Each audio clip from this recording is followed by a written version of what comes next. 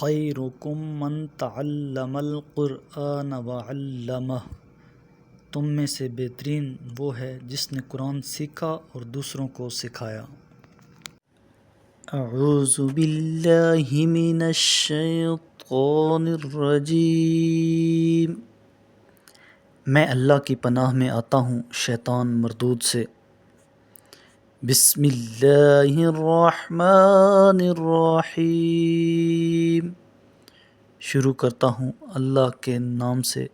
جو انتہائی مہربان اور رحیم ہے۔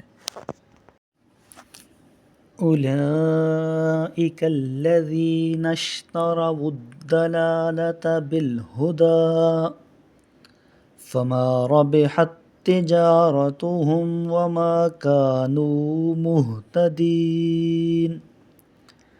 یہ وہ لوگ ہیں جنہوں نے ہدایت کے بدلے میں گمراہی خرید لی ہے، چنانچہ نہ تو ان کی تجارت سود مند رہی اور نہ ہی انہیں ہدایت حاصل ہوئی۔ مثلهم كمثل الذي استوقد نارا فلما أضاءت ما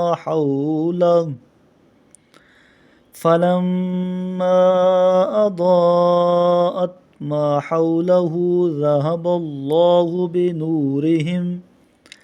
وتركهم في ظلمات لا يبصرون، ان کی مثال اس شخص کی سی ہے جس نے تلاش راہ کے لیے آگ جلائی، پھر جب اس آگ نے گرد و پیش کو روشن کر دیا تو اللہ نے ان کی روشنی سلب کر لی اور انہیں اندھیروں میں سرگرداں چھوڑ دیا کہ انہیں کچھ سجھائی نہیں دیتا۔ صم بکم عمی فہم لا یرجعون، وہ بہرے، گونگے اور اندھے ہیں، پس وہ اس ضلالت سے باز نہیں آئیں گے۔ او کصیب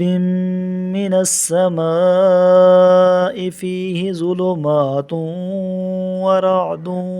وبرق یجعلون اصابعهم فی آذانهم من الصواعق حذر الموت واللہ محیط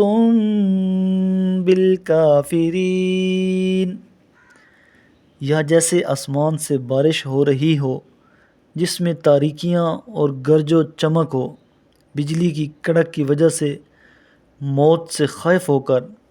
وہ اپنی انگلیاں کانوں میں دے لیتے ہیں، حالانکہ اللہ کافروں کو ہر طرف سے گھیرے ہوئے ہے۔ یکاد البرق یخطف ابصارهم کلما اضاء لهم مشوا فیہ وإذا